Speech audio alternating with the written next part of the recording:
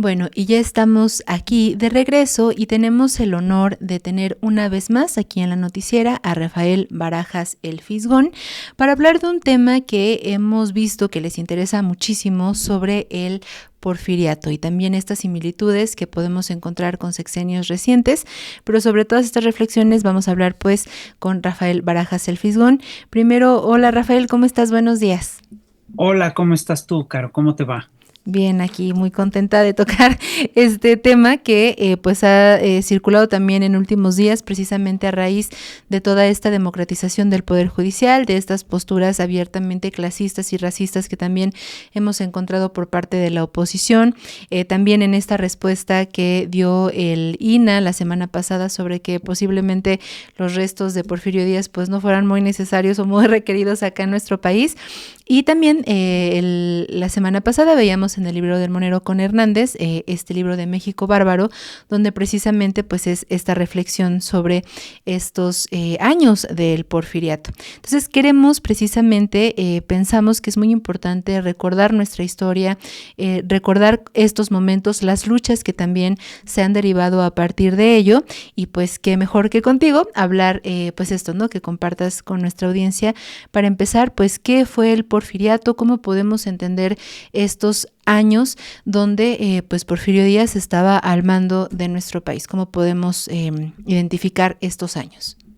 Bueno, pues es muy simple. Porfiriato, a grandes rasgos, es lo que fue el largo gobierno de Porfirio Díaz. Se le llama porfiriato a todo, al periodo que reúne todos los años en los cuales gobernó Porfirio Díaz.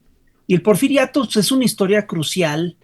Es decir, el porfiriato es un periodo crucial de la historia de México y además tiene raíces que son profundas porque viene, digamos, tiene vínculos con las lógicas del cacicazgo del México profundo, pero también tiene vínculos muy importantes con lo que era la política y con lo que sucede en la economía y el pensamiento en todo el planeta en aquel momento.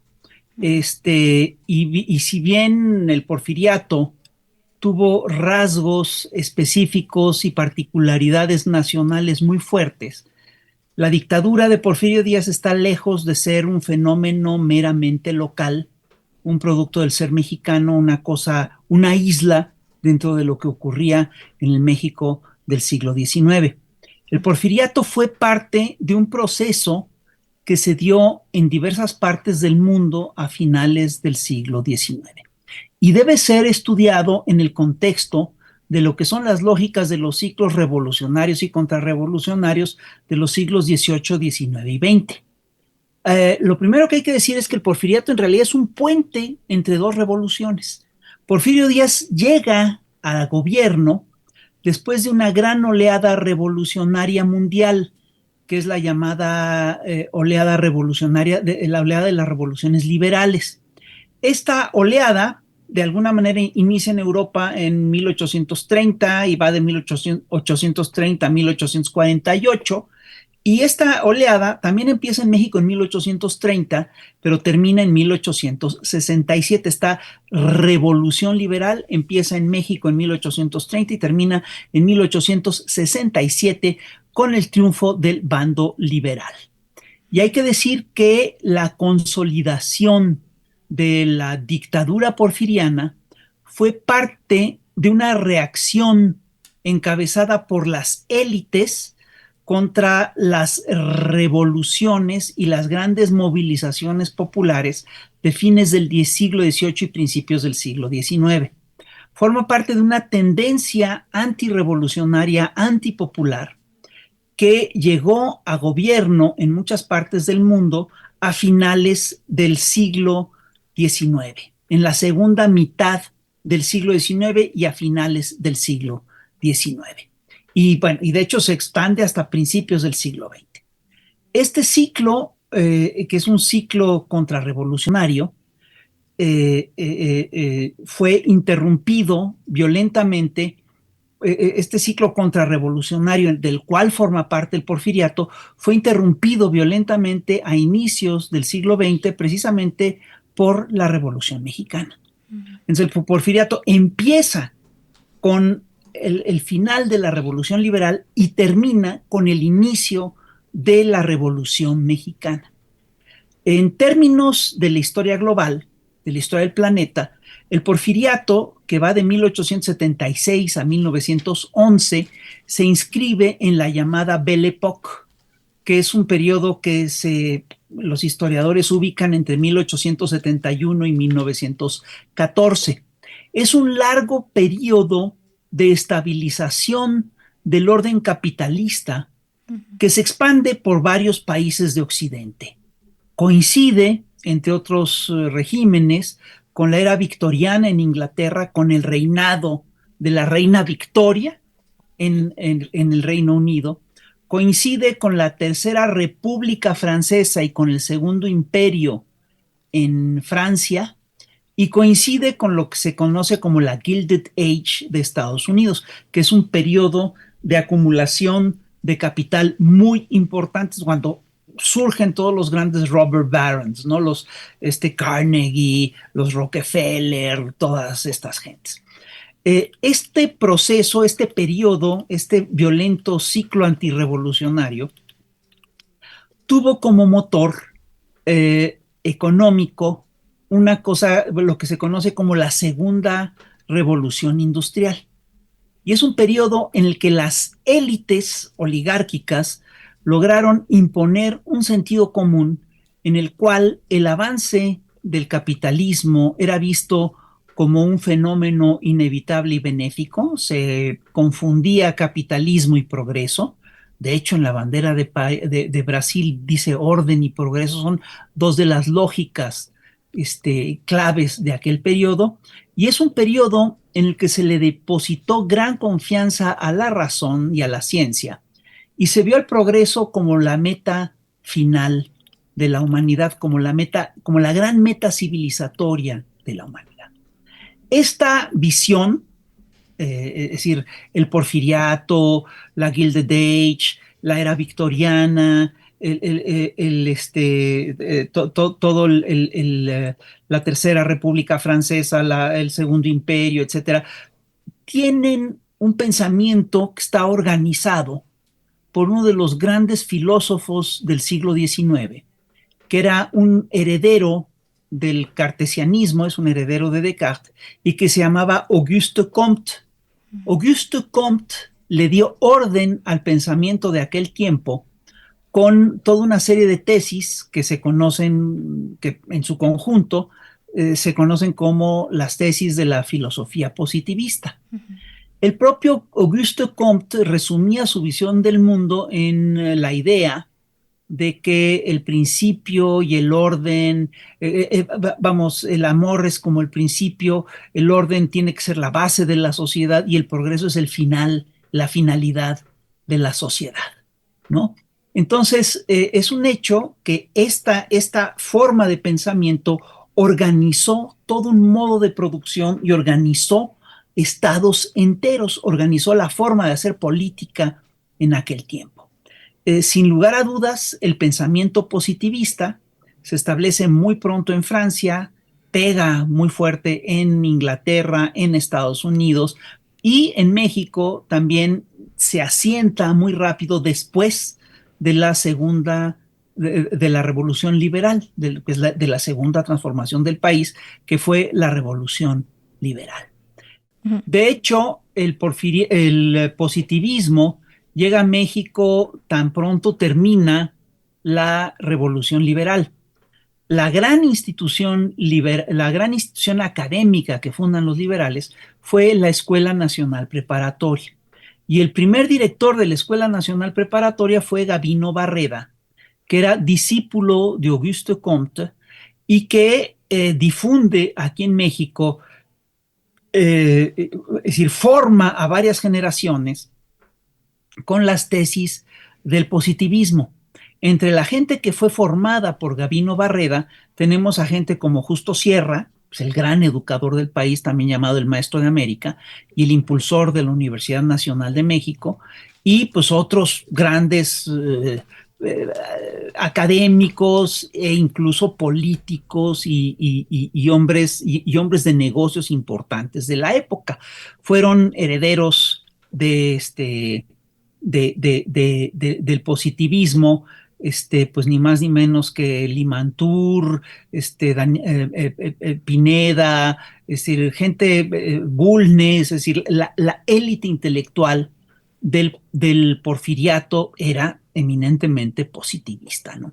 De hecho, había un grupo muy importante político que tenía un peso clave en el porfiriato porque concentraba conocimiento y saberes, y este grupo era conocido como el grupo de los científicos, y este es el nombre que se le daba al pensamiento positivista, el pensamiento positivista. Entonces, el, el pensamiento de Auguste Comte fue la base teórica del poderoso grupo de los científicos en el cual también participaba Justo Sierra, ¿no? Entonces, en México es muy curioso porque la visión positivista se complementa a finales del siglo XIX con las tesis evolucionistas de un filósofo británico, que también era antropólogo, que se llama Herbert Spencer, que estaba convencido de que existía una selección natural y que ésta estaba determinada por la supervivencia del más apto. Spencer adopta lo que se conoce como las tesis darwinianas sociales, el darwinismo social. Entonces, ¿qué te estoy diciendo? Todo esto, el porfiriato era parte de la Belle Époque. Y entonces, en la Belle Époque, hay que decirlo, el mundo entero vivió un largo periodo contrarrevolucionario que se caracterizó por la consolidación de una alianza estratégica entre la vieja clase feudal que estaba ya en decadencia y la clase industrial, la clase de emprendedores, de hombres de negocios que iba en ascenso. El objetivo común de estos dos grupos era afianzar sus enormes privilegios y contener, por supuesto, el movimiento y la movilización del pueblo llano, de la canalla, de la plebe, del populacho, de la base, a la cual es muy curioso porque se movilizaron las élites industriales, las élites de empresarios, lograron elevarse gracias a la movilización ciudadana, pero ya llegados ellos al poder, se asustan por la movilización ciudadana, se alían a las viejas clases feudales y buscan toda una serie de mecanismos de control en contra de lo que es la movilización ciudadana. Yo sí creo que uno de los paradigmas de este proceso, de esta alianza entre la vieja clase feudal y la nueva clase empresarial eran pues los matrimonios que unían a las dinastías aristocráticas con las fortunas empresariales, ¿no? O con los políticos emergentes, con los caudillos emergentes, ¿no? Esto está muy bien retratado en el libro del Gato Pardo de Lampedusa y te habla, por eso mucha gente te habla dice que este periodo también es el periodo del gatopardismo, se puede plantear, hay quien ha querido bautizar a este ciclo como el ciclo contrarrevolucionario del gatopardismo. Entonces, lo que es un hecho es que esta alianza entre la vieja clase feudal y la nueva clase industrial dio lugar a un largo periodo de estabilidad y de crecimiento económico del capital, permitió un crecimiento industrial acelerado, permitió el aumento de algunas fortunas y permitió también la expansión colonial de ciertas naciones industrializadas.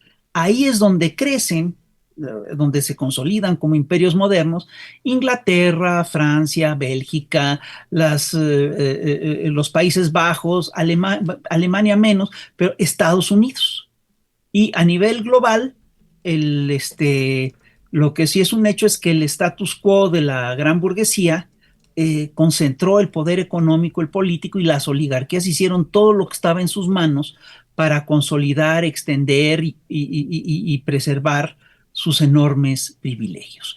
Fue un periodo de guerras imperiales, fue un periodo de expansión, fue un periodo de saqueo de recursos naturales, fue un periodo de sobreexplotación de los recursos de sobreexplotación de la clase trabajadora, y fue un periodo de opresión de las mayorías empobrecidas. Se puede decir a grandes rasgos que la Belle Époque fue bella para una pequeña minoría y fue espantosa para millones y millones de personas.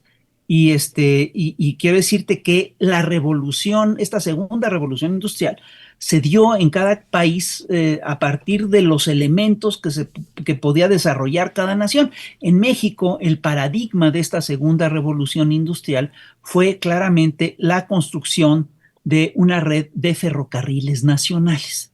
Entonces, yo sí quiero decir que en cada país esta contrarrevolución adquirió modalidades propias y que para impulsar la industrialización en México, Porfirio Díaz le hizo muchas concesiones pues a los hombres ricos de aquel momento, primero a los grandes hacendados y después a los banqueros, a los grupos industriales, al capital extranjero, y al mismo tiempo aplastó a todos los grupos inconformes con mano dura. Fue duro y fue brutal. El orden y la paz porfirianas se mantuvieron básicamente gracias a primero a constantes negociaciones con todos los grupos sociales, a un eficaz aparato de propaganda, ¿no? Y a una brutal maquinaria de censura y de represión. El porfiriato, y esto hay que decirlo, fue un periodo particularmente complejo, ¿sí? Y se fue consolidando a lo largo del tiempo a través de diversos mecanismos, ¿sí? Y que articulaban una sociedad con raíces feudales, pero con un proyecto capitalista moderno. Hay que decir que las contradicciones se acumularon y que eso derivó en un gran estallido social. Para entender, hay que decir, esto tiene que ser muy claro, que el porfiriato fue evolucionando con el tiempo. El primer Porfirio Díaz, el primer cuatrienio de Porfirio Díaz, todavía se da en lo que se conoce como el periodo tuxtepecano, es justo cuando se acaba de derrocar a Lerdo y se alternan Porfirio Díaz y su compadre, el Manco González, en gobierno.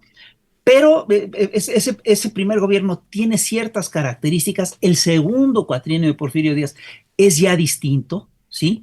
Y Porfirio Díaz, a lo largo de su reinado, a lo largo de su dictadura, a lo largo de su gobierno, va, digamos, amarrando los hilos del poder, va consolidando su poder poco a poco y hasta que llega a ser un dictador verdaderamente brutal, ¿no? Entonces yo sí distingo varios periodos en el porfiriato. Es decir, en primer lugar, hay dos momentos muy distintos en el porfiriato. Entre finales de 1876 y 1884, que es el primer periodo del porfiriato, Díaz no tuvo en sus manos todos los hilos del poder. Ocupa de facto por primera vez la presidencia del 28 de noviembre al 6 de diciembre de 1876 y luego vuelve a tener el cargo entre el 17 de febrero y el 5 de mayo del 77 y su primer periodo constitucional dura de abril de 1877 al 30 de noviembre de 1880. Ahí le entrega la silla a su compadre Manuel González, que gobierna de noviembre de 1880 a diciembre de 1884. Y luego, este periodo es conocido como la era tuxtepecana o la era tuxtepecadora. Luego, la segunda parte, lo que los historiadores consideran el porfiriato en pleno, es el periodo que va de diciembre de 1884, la primera reelección de Díaz, hasta mayo de 1911.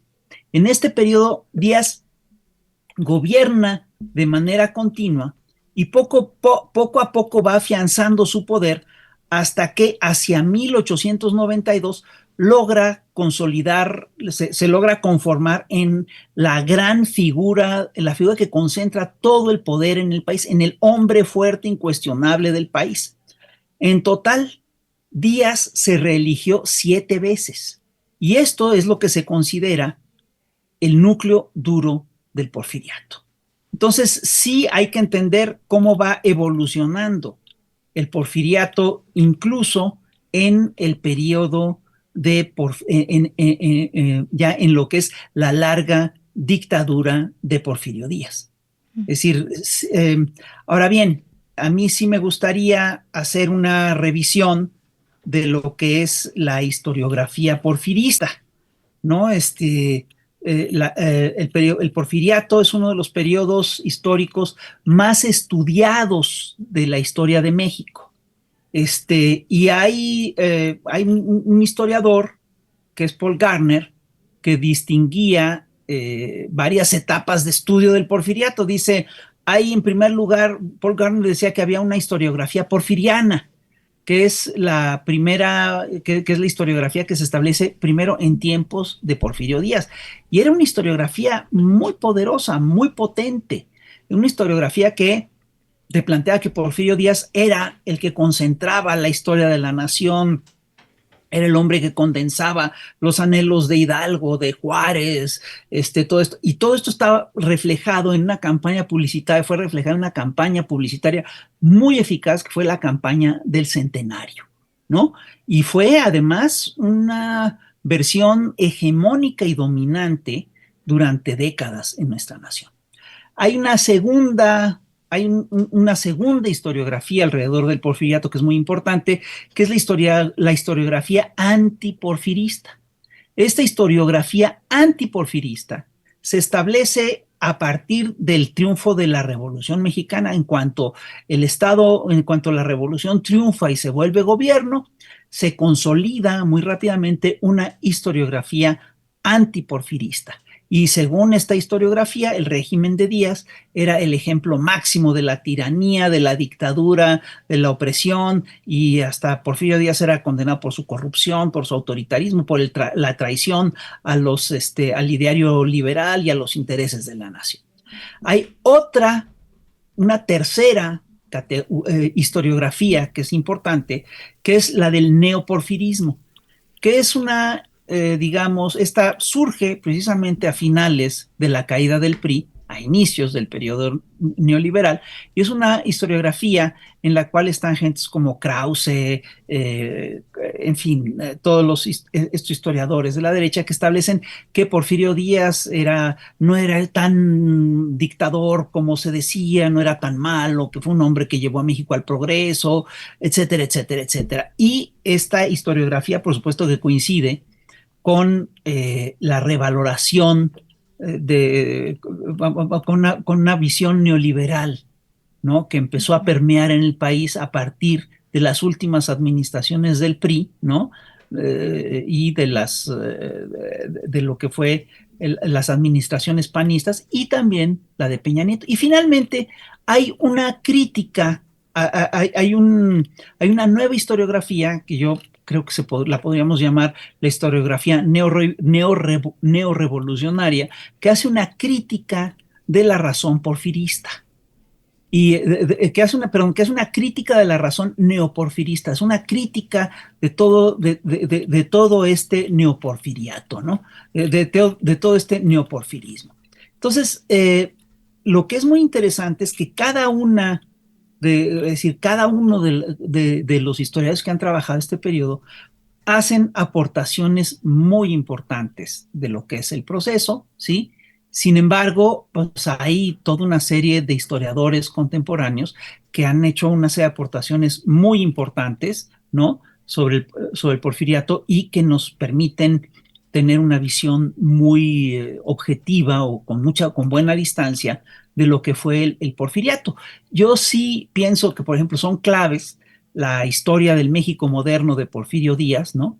Es muy importante el libro de Ralph Roeder, Porfirio Díaz hacia el México moderno. Es muy importante el libro de François Javier Guerra, que se titula Del antiguo régimen a la revolución. Y también es importante el libro de Garner, que se titula Porfirio Díaz entre el mito y la historia. Pero además hay toda una serie de ensayos que hacen Adolfo Gili, Friedrich Katz, Arnaldo Córdoba, Pedro Salmerón, Felipe Ávila, que nos dan una nueva visión de todo esto que es el porfiriato. Ahora, ¿qué es? Lo que yo quiero plantear es que ya si revisamos el porfiriato, vamos a ver que el porfiriato son varios proyectos, son varios gobiernos, ¿sí? Pero que estuvieron marcados por el gobierno, por la mano dura de un solo caudillo. Eh, y es curioso porque en general los estudiosos del porfiriato, los más serios, coinciden en que a pesar de la continuidad política, Porfirio Díaz y su régimen se fueron transformando con el tiempo, ¿no? Es decir, desde muy temprano Daniel Cabrera que el porfiriato se divide en dos periodos muy claramente definidos. Decía Daniel Cabrera que había un periodo que iba de 1876 hasta 1892, ¿no? Que es cuando Porfirio Díaz logra ya concentrar todos los hilos de poder, ya no tiene que negociar con nadie, ¿no? Entre 1876 y 1892 era una suerte de Bonaparte que se ponía por encima de todo el mundo y que conciliaba, siempre, por supuesto, manteniendo el gobierno, manteniendo él el poder, ¿no? Y lo que sí es un hecho es que a partir de 1892, cuando se establece en la Constitución que la reelección es válida, Porfirio Díaz cambia totalmente y a partir de 1893, ¿sí? Él se erige realmente como el hombre fuerte de la nación y se erige como el hombre duro, el que maneja, el que controla, en fin. Y se convierte y termina por convertirse realmente en un verdadero tirano, ¿no? Y a su vez, estos dos periodos se dividen por cuatrienios, se dividen es decir, cada cuatrienio de Porfirio Díaz, del gobierno de Porfirio Díaz, es distinto, ¿no? Y por supuesto, hay que decir, al final de su gobierno, ¿sí? Es decir, bueno, es cierto, a partir de 1892, a partir de la tercera reelección, Porfirio Díaz va acumulando poder y va tomando decisiones cada vez más autoritarias, consulta menos, se preocupa menos por la gente, se preocupa menos por el pueblo que lo llegó a gobernar, se preocupa cada vez más por las élites, hace alianzas cada vez más con los banqueros, con los grandes capitales internacionales y es el periodo en el cual se genera un proceso de sobreexplotación digamos, de la gran mayoría de los mexicanos, que es el que relata, el que viene cronicado en El México Bárbaro de John Kenneth Turner, ¿no? Entonces, sí, el porfiriato es un periodo de acumulación del capital, es un periodo de industrialización del país, es un periodo de acumulación de capital y es la primera, digamos, manifestación plena de una dictadura capitalista ya muy, muy dura y voraz, ¿no? ¿Por qué? Es decir, hay que decir que la Revolución Mexicana corta con esta dictadura, con esta tiranía, pero que las lógicas, corta con esa tiranía y establece un proyecto de estado de bienestar que le dio estabilidad a la nación durante décadas y que le permitió al país crecer digamos, y prosperar y que le dio beneficios a un montón de gente durante mucho tiempo. Se construyó el Seguro Social, instituciones de bienestar público, el IMSS, el Infonavit, el Fonacot, etcétera. Y esto se corta abruptamente con la llegada del neoliberalismo, que Andrés lo llama con cierta razón el neoporfirismo, y hay que señalarlo, el neoliberalismo es un proyecto internacional, es también una contrarrevolución global, que además está impulsada también por una lógica, por una contrarrevolución capitalista brutal, que es una contrarrevolución capitalista que está encabezada por el gran capital financiero, y es una contrarrevolución, además, que se plantea regresar a las lógicas de ganancia, y esto viene muy claro en el libro de Thomas Piketty sobre el capital del siglo XXI, ¿no? Que se plantea regresar a las lógicas de ganancia del siglo XIX. Lo que se plantea el neoliberalismo es regresar a las tasas de sobreexplotación, de saqueo, de crecimiento industrial y financiero que tuvieron los grandes capitales a finales del siglo XIX y principios del siglo XX en la Belle Époque. Por eso se le llama a todo al neoliberalismo, Andrés lo llama el neoporfirismo, y creo que el término es interesante y es correcto, pero creo que ya me excedí. Ok, no, no, está perfecto. Creo que es una visión precisamente muy clara, muy amplia, que nos abre también la perspectiva, también en este sentido mundial. Solo antes de terminar como con esta reflexión sobre estos paralelismos con los últimos años, o de hecho con estos años recientes, no sé si podríamos ahondar un poquito en esto que comentaste hace unos minutos, sobre esta lógica del positivismo, esta visión incluso cientificista también, ¿no? De lo que hablabas de Spencer, de esta reinterpretación del darwinismo social, en cómo este progreso, marcado también por el capital, implica todavía el despojo, la violación de derechos humanos, ir contra la vida de las personas, toda esta mecánica también de racismo, de exclusión, de discriminación, el cómo pasaba también en estos momentos con Porfirio Díaz del beneficio que se daba a extranjeros, esta aspiración también por el norte global, mientras acá nuestros pueblos originarios pues eran despojados, también con estas luchas y represiones como Cananea, Río Blanco, mientras todo esto del sentido del progreso movido por el capital funcionaba, existía fuertemente esta explotación. Si nos pudieras un poquito ahondar sobre esta parte y cómo es que funcionaba, digamos, pues eso, ¿no? Digamos como ensalzada con esta idea de que vamos para un lado, pero a costa de los derechos y las vidas de las personas. Sí, claro, mira, es muy claro que a ver, si tú vas a concentrar el, si tú lo que buscas es un crecimiento rápido del capital, si tú lo que buscas es que es un enriquecimiento, acumulación rápida de dinero, pues la verdad es que no tienes muchas opciones. Hay muy pocas fuentes reales de dinero para el dinero y una son los recursos naturales y la otra es pues el trabajo. Es decir, el dinero se hace con recursos naturales y con trabajo. Cuando el trabajo elabora recursos naturales, ¿no? Es decir, eh, para que tú tengas una onza de plata necesitas extraerla del suelo y para que esa onza pueda funcionar como una mercancía, alguien necesita fundirla, elaborarla, hacerle una barrita, convertirla en una moneda, etcétera. Entonces, tanto en tiempos del porfiriato como en la era neoliberal, lo que ocurrió es que pues crecieron la sobreexplotación del trabajo y creció también el saqueo de los recursos naturales. Eso es lo que se da en el porfiriato y eso es también lo que se da en todo el periodo neoliberal. Si tú revisas lo que ocurre con la era neoliberal, te vas a dar cuenta que en realidad fue una revolución, una contrarrevolución en contra de la revolución de los estados de bienestar. Fue una regresión, es decir, si ponen por delante, si los gobiernos ponen por delante los intereses del capital y no los intereses de la gente, ¿sí?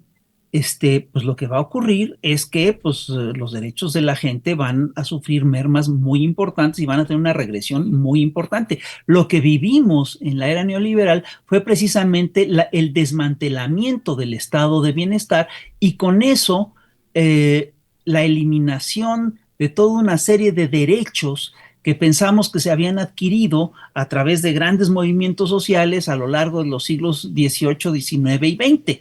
Entonces, vamos a ver cómo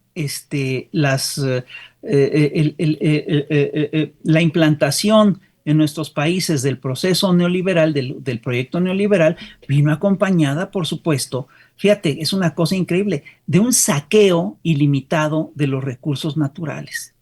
Vino acompañado de procesos de sobreexplotación absolutamente brutales. También vino acompañado de procesos de depredación, de pillaje, y vino acompañado además con el establecimiento de modelos de negocios delincuenciales.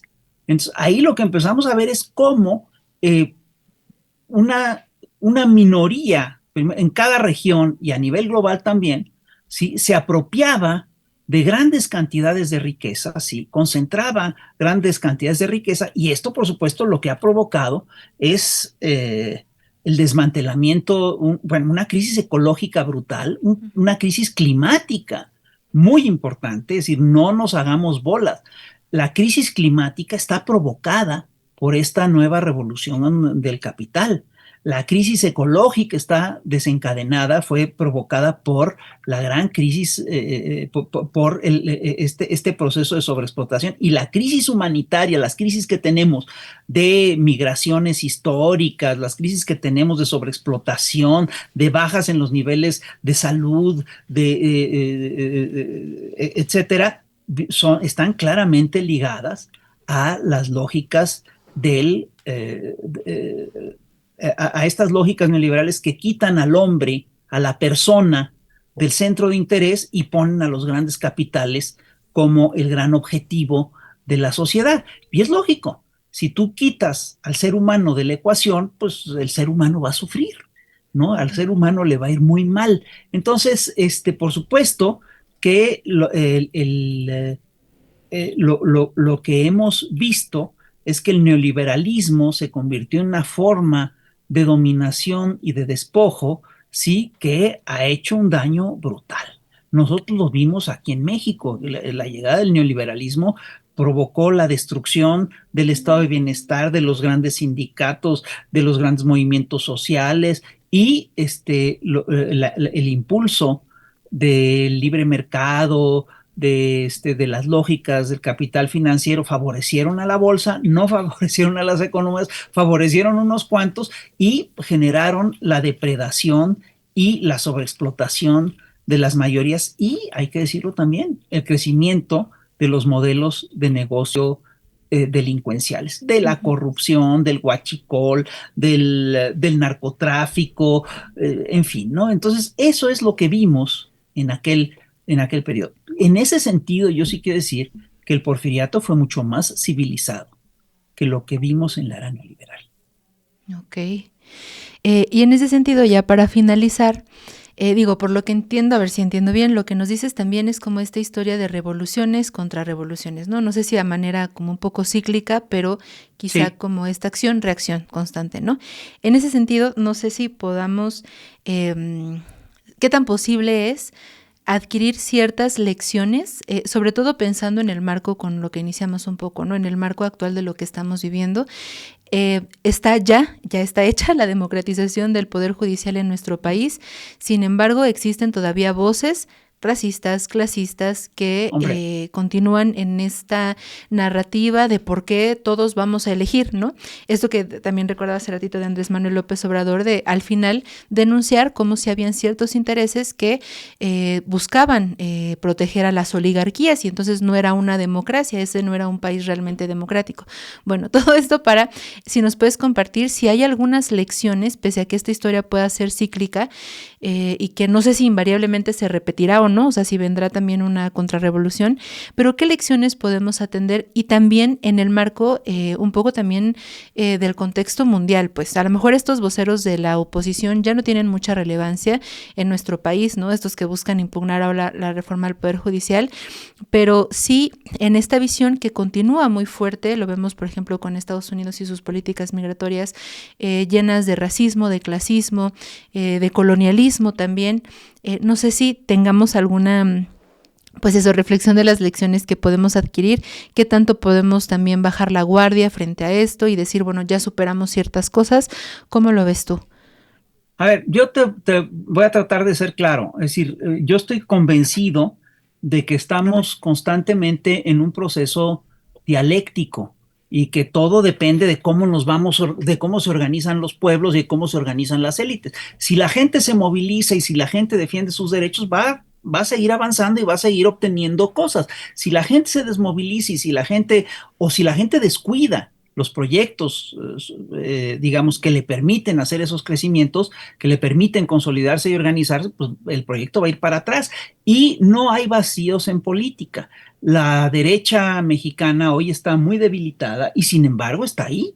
Y la vemos consolidarse y crecer de muchas maneras. Vimos en estas elecciones en Veracruz y en Durango el crecimiento de Movimiento Ciudadano, que también es un partido de la derecha con la pena.